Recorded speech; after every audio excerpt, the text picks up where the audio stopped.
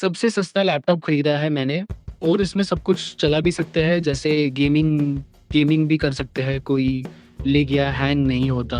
और इसका प्राइस आपको वीडियो के बीच में बता दूंगा, लेकिन उसके पहले इसके साथ में मुझे क्या क्या मिला है वो जान लो।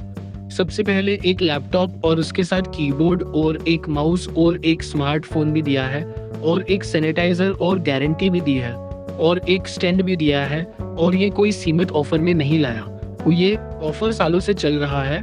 अगर आपको इसका फुल डिटेल पता करनी है, शॉप कहाँ है और ऑनलाइन कैसे मंगवाए, तो आप कमेंट ज़रूर करना।